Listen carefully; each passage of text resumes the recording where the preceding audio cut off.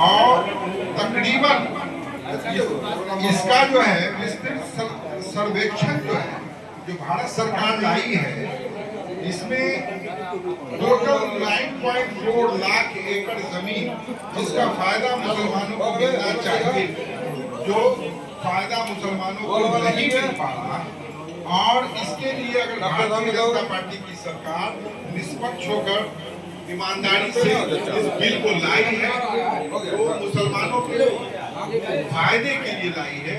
और इस फायदे के लिए समझना होगा कि इसको आज वोट की राजनीति के लिए लोग इस्तेमाल कर रहे हैं और सही जानकारी पहुंच नहीं पा रही है मुसलमान के निचले स्तर तक।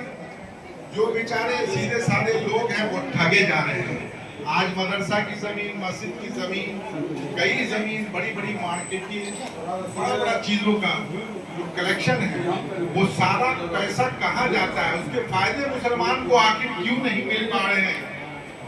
आखिर शादियां होती हैं बच्चियों की, कुछ गरीब हैं, मसलक ये था कि उनके लिए ही इस प्रॉपर्टी का इस्तेमाल होगा, हॉस्पिटल के लिए हो, अस्पताल के लिए हो, शादी ब्याह में हो, गरीब बच्चों को हो, गरीब औरतों को हो, गरीब लोगों को हो, पसमानदा मुसलमानों को हो।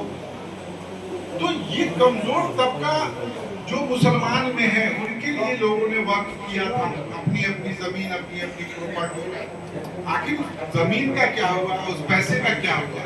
जिस जमीन पे जिन जिन चीजों पे ये लोग आज तक काबिज बैठे हैं उनका हिसाब तक पता नहीं है कि आखिर मुस्लिम में जो कमजोर तबका है, आखिर आज आपके मोहल्ले गांव में अगर एक बच्चियों की शादी होती है तो ये वक्फ वाले के पास आज आप अगर चले जाए कि हमको 50,000 25,000 रुपए की अहमियत दे दी जाए और चंदा मसूली दे दी जाए या मदद कर दी जाए, तो वक्फ वाले कहीं भी पूरे भारत में इस तरह का इदारा कायम नहीं करके रखा हुआ है जिससे बेटियों को, बहु बेटियों को मदद मिल सके, गरीब बच्चों का एजुकेशन और शिक्षा के लिए उनका कोई मुकम्मल इंतजाम हो सके। तो ये हालात है। वक्फ की प्रॉपर्टी आपको जैसा कि मैंने बताया इतनी बड़ी प्रॉपर्टी पूरे हिंदुस्तान में है और उसमें भी ये लोग जो जहां जैसे काबिज हैं और उस इदारे में हर 2 साल 3 साल पे नई कमेटी बनना है, वो कमेटी तक नहीं बनी है। 20-20 साल 25 साल से एक कमेटी पड़ी हुई है। वो कमेटी में न कोई मुसलमान को लिया जा रहा है, न औरतों को लिया जा रहा है, न वहाँ के लोकल बासिंदों को लिया जा रहा है। बस 2-4 आदमी मिलके अरबों अरब करोड़ों करोड़ रुपए की जमीन को हड़प के बैठा हुआ है, मार्केट को हड़प के बैठा हुआ है। अरे पूरे मैं एक वकील हूँ, सीनियर अधिवक्ता होने के नाते मैं बता रहा हूँ कि बिहार में 3,900 कुछ प्रॉपर्टी को तो इन लोगों ने विवादित कर दिया है, जिस पर केस चल रहा है। ये केस चल रहा है और उसका बहुत बुरी स्थिति है।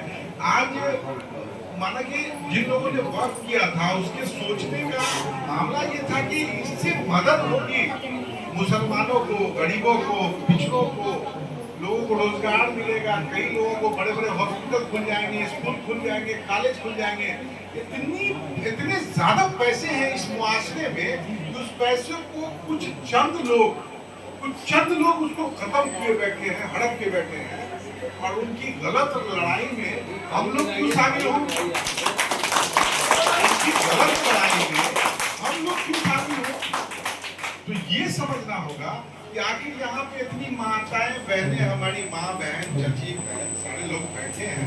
आप लोगों में से एक आदमी भी अगर हाथ उठा के बोल दीजिए कि यहाँ भी वक्त की बहुत सारी प्रॉपर्टी है, दरभंगा में है, समस्तीपुर, पूरे बिहार में है, क्या आप लोगों को कभी कोई मदद मिला? कभी मदद नहीं।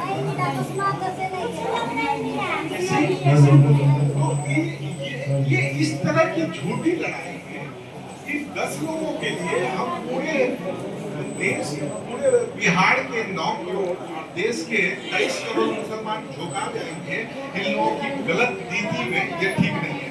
और दूसरी बात, चंद लोगों की लालच की लड़ाई में हम लोग भी सपोर्ट करेंगे, हम लोग भी सपोर्ट नहीं करेंगे। आखिर ये जो कानून आया है तो कल को मोदी जी की सरकार भी कानून के साथ होगी कि गैर कानून कब्जेदार के साथ होगी?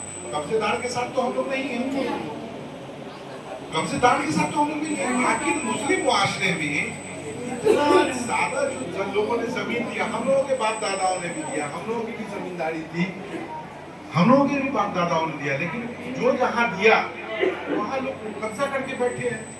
आप लोग आज यहाँ बैठी हैं, हमको नहीं लगता है कि दूर दूर तक आप लोगों के खानदान में, आप लोगों के लोगों में कभी वक्त से कोई मदद मिली होगी। अच्छा एक बात बताइए, वक्त की जमीन है कहाँ? ये टोटल जिस वक्त की जमीन की बात हो रही है, हम आपको एक नेता की तरफ भाषण नहीं देना, हम आपसे ये पूछ रहे हैं, एक कोर्ट की है, एक वकील की हैसियत से पूछ रहे हैं कि वक्त की जमीन है कहाँ जिसके लिए मोदी जी बिल लाए, ये सारा 44 संशोधन किया, नए तरीके से इसमें प्रावधान किया कि इसमें 2 मुस्लिम महिला को भी डालो, भाई और अच्छी कमेटी बनाओ। नहीं समझता है आप लोगों से तो एक दो हिंदू अपने पड़ोसी को भी ले लो, पसमानदा को भी ले लो। हम कह रहे हैं कि आखिर ये जमीन है कहाँ? ये जमीन क्या काबुल में है? मोदी जी जो बात कर रहे हैं ये अमेरिका में है, ये जमीन इजराइल में है नहीं ना। ये 9.4 लाख एकड़ जो जमीन है वो कहाँ है? भारत में है ना, ये देश में है ना, ये देश में रहा, भारत की मिट्टी में। भारत की जमीन में आपको वक्त की इतनी जमीन है कि बड़ी बड़ी बिल्डिंगें बनाने का इंतजाम भी हो जाए। मसला तो वही है, मोदी जी का ध्यान उधर गया है।